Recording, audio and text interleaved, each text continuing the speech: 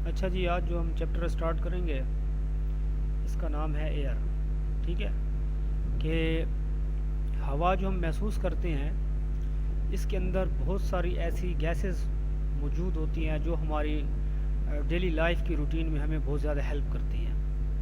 और आज हम इस चैप्टर में उसका हर एक पॉइंट को जानने की कोशिश करेंगे कि एयर के अंदर क्या क्या गैसेस होती हैं, उनकी क्वांटिटी क्या होती है, उनका काम क्या होता है और वो किस प्रोसेस में हमारी हेल्प करते हैं। तो इस चैप्टर में जो इम्पोर्टेंट पॉइंट हैं वो मैंने अंडरलाइन कर दिए हैं, उनको मैंने हेडिंग दे दी है। ठीक है जी। तो इसमें आप देखें एयर एंड इट्स इम्पोर्टेंस, कि हवा के जो है इम्पोर्टेंस क्या है, एयर की इम्पोर्टेंस क्या है। सबसे पहले तो ये मिक्सचर ऑफ गैसेस है। एयर जो है ये बहुत सारे गैसेस से मिलकर बनी है और ये एवरीवेयर प्रेजेंट है, हर जगह मौजूद है। तो एयर जो है आपको हर जगह मिलेगी। और एटमॉस्फेयर जो है ये एयर से ही मिलकर बना है। जो एटमॉस्फेयर कहते हैं कि जो इसकी ऐसे हम कह लें कि the blank of air is called atmosphere, के एक जो चादर तनी हुई है आसमान के ऊपर या हमारी ज़मीन से ऊपर चले जाएं तो वो हम उसे एटमॉस्फेयर कहते हैं। तो साइंटिस्ट ने एयर को बहुत सारे पार्ट्स में डिवाइड किया है। ठीक है, इस एटमॉस्फेयर को बहुत सारे पार्ट्स में डिवाइड किया है, इसके कुछ लेयर्स बनाए हैं। ठीक है, और वो लेयर्स मैंने अंडरलाइन किए हुए हैं। तो ये आपका किसी किस्म का एमसीक्यूज़ में भी आपको ये पॉइंट आ सकता है कि साइंटिस्ट ने कितने इसमें डिवाइड किया हुआ है एटमॉस्फेयर को। तो आप कह सकते हैं कि साइंटिस्ट ने 4 लेयर्स में डिवाइड किया हुआ है। और वो लेयर्स कौन सी हैं? पहली आपकी है ट्रोपोस्फेयर, फिर आपकी है स्ट्रेटोस्फेयर, फिर है मेसोस्फेयर और फिर है थर्मोस्फेयर। हर एक लेयर दूसरे लेयर के ऊपर मिक्स है। तो जो पहली हमारी लेयर है troposphere, start at earth surface and goes up to 8 kilometre to 16 kilometre above the surface. तो इस डायग्राम में हम देखने की कोशिश करते हैं कि हमारे पास जो पहली लेयर है वो 8 किलोमीटर से स्टार्ट होती है ज़मीन से और 16 किलोमीटर तक वो जाती है। आप यहाँ से देख लें, ये ट्रोपोस्फेयर आपको ये नज़र आ रहा है, ये 16 जो है किलोमीटर तक ये जा रही है आपकी। इसके अलावा 16 से 48 किलोमीटर तक आपकी स्ट्रेटोस्फेयर स्टार्ट हो जाती है। तो हमारी जो ज़मीन है उससे जो लेयर ऊपर तक पहली जा रही है वो ट्रोपोस्फेयर है। ठीक है। अच्छा जी, एयर के इम्पोर्टेंस क्या है?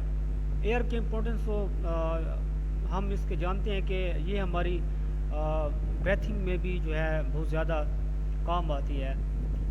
Without air we can't live, हम नहीं वो कर सकते।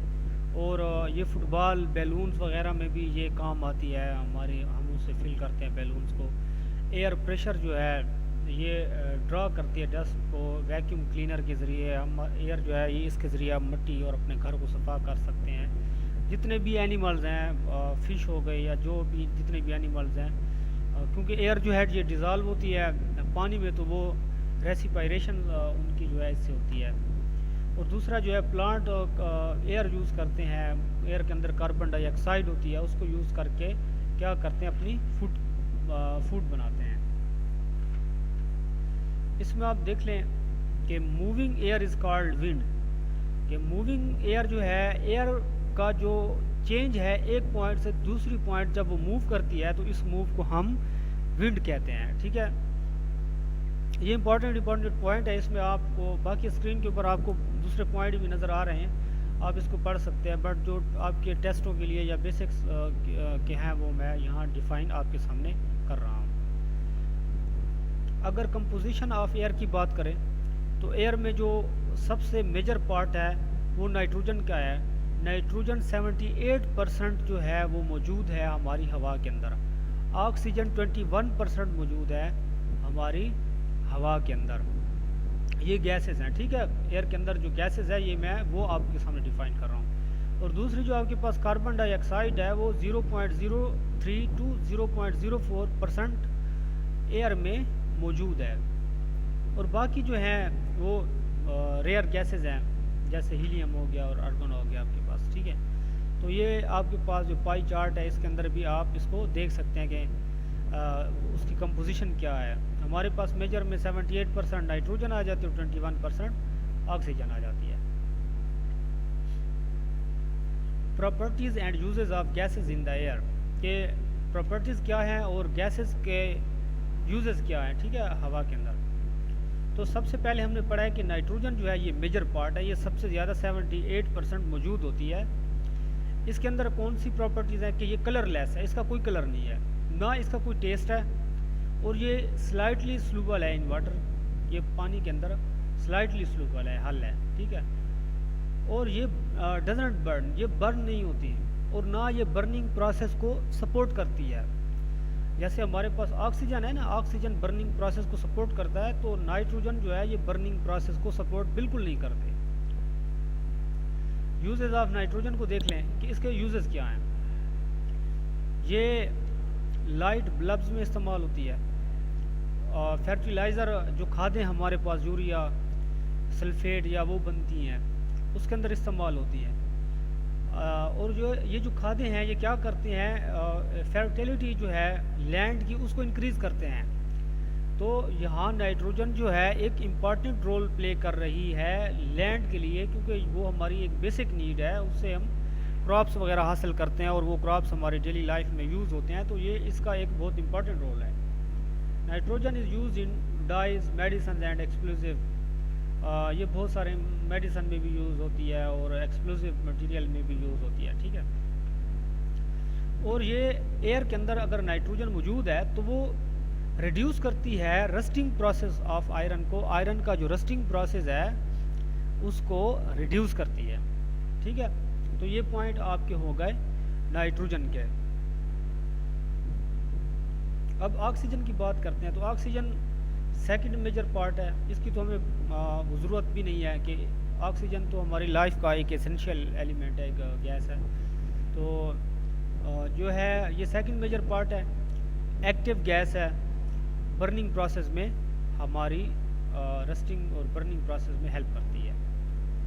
इसके यूजेस क्या हैं, रेसिपायरेशन में यूज़ होती है। अगर हम कोई वुड या कोई नेचुरली गैस को हम बर्न करते हैं तो ये उस प्रोसेस में हमारी हेल्प करती है, ठीक है। वेल्डिंग और कटिंग में ये यूज़ होती है मेटल में। लिक्विड जो है ऑक्सीजन, वो जो रॉकेट्स यूज़ होते हैं जो स्पेस में जाते हैं तो वो लिक्विड ऑक्सीजन ले जाते हैं, ठीक है। और दूसरा जो ऑक्सीजन है ये ओजोन को प्रोटेक्ट करती है, क्योंकि ये ओजोन लेयर जो है वो ऑक्सीजन के ही मॉलिक्यूल से जाकर बनती है, तो ये उसको क्या करती है, प्रोटेक्ट करती है, अल्ट्रावायलेट रेड्स को नहीं आने देती नीचे, ठीक है। दूसरा ये जो है ना ऑक्सीजन इंडस्ट्रीज़ में यूज़ होती है bleaching chemical, as a bleaching chemical ये हम इसको इस्तेमाल करते हैं। कार्बन डाइऑक्साइड को देख लें। तो कार्बन डाइऑक्साइड जो है ये लेस देन 1% है, कि ये हमारी जो मिक्सचर ऑफ गैसेस है उसमें ये लेस देन 1% ये मौजूद होती है। ये कलरलेस गैस है, इसकी ना कोई स्मेल है ना इसका जो टेस्ट है वो सोर टेस्ट है, ठीक है। और it is heavier than air, कि ये एयर से जो है हैवी है। ये मैं वो पॉइंट डिस्कस कर रहा हूँ जो आपके इम्पॉर्टेंट पॉइंट्स हैं, ठीक है। इसको मज़ीद डिटेल के लिए तो आपके सामने ये सारा पेज आया हुआ है। कार्बन डाइऑक्साइड डजंट बर्न, ये बर्न नहीं होती, ये आप इसको नहीं जला सकते, ठीक है। यूजेस ऑफ कार्बन डाइऑक्साइड को अगर देखें तो जितने भी हमारे ग्रीन प्लांट्स हैं वो कार्बन डाइऑक्साइड को यूज़ करके अपनी एयर को कार्बन डाइऑक्साइड को यूज़ करके अपनी फूड तैयार करते हैं। फोटोसिंथेसिस का जो प्रोसेस है उसमें कार्बन डाइऑक्साइड के ज़रिए ही प्लांट अपनी इसको इस्तेमाल करते हैं। Carbon dioxide is filled in soda water, ये सोडा वाटर में फिल्ड होती है, किस लिए, प्रेशर के लिए। और दूसरा ये जो फायर है उसको बुझाने के लिए जो है पुट आउट फायर्स के लिए भी ये इस्तेमाल होती है, ठीक है। ये इसके मेन पॉइंट हैं। अच्छा जी, रेयर गैसेस को देखें। रेयर गैसेस में आपके पास न्यून है, हीलियम है, आर्गन है, ये रिएक्ट नहीं करते एक दूसरे, इनके एलिमेंट एक दूसरे से रिएक्ट नहीं करते। और they are present in rare amount in air, कि ये बहुत ही कम मकदार में रेयर अमाउंट है इनकी हवा के अंदर। यूजेस ऑफ रेयर गैसेस, कि इनका यूजेस क्या है। इलेक्ट्रिक बल्ब में इस्तेमाल होते हैं ये, कलरफुल एडवर्टाइजमेंट लाइट्स में ये इस्तेमाल होती है न्यून, और आर्गन कहाँ क्या इस्तेमाल होती है, इलेक्ट्रिक बल्ब्स में। हीलियम जो है ये बहुत लाइट गैस है, तो हीलियम जो है इस लाइट गैस की वजह से ये वेदर बैलून जो हैं ये उसके अंदर इस्तेमाल होती है, ठीक है। तो वाटर वेपर्स जो है, दूसरा एयर के अंदर क्या शामिल होते हैं, वाटर वेपर जो है ये शामिल होते हैं, इनकी अमाउंट जो है वो वेरी स्मॉल होती है। और दूसरा dust particle, smoke and dust particles are also present in the air, कि ये भी हमारे डस्ट पार्टिकल्स जो हैं ये भी प्रेजेंट होते हैं।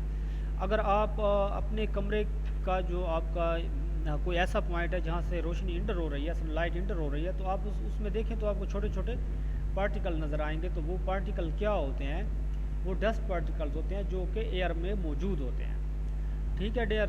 ये सारे इंपॉर्टेंट पॉइंट्स जो थे मैंने इनको अंडरलाइन करके जो है आपके लिए मेहनत करके ये वो किया है, बनाई है वीडियो। तो इसको काइंडली डिटेल से पढ़ने के लिए पॉज करके, आपके पास जो पूरा कार्बन डाइऑक्साइड है या ऑक्सीजन है या जितना भी आपके पास गैसेस हैं, ये उनकी डिटेल यहाँ मौजूद है। मैंने इनके इंपॉर्टेंट पॉइंट को अंडरलाइन करके उनको हेडलाइट करके मैंने आपको ये बताया। तो इसको कोशिश करें, बाकी कोई पॉइंट हो तो मुझे कमेंट्स में काइंडली बता दें। Thank you.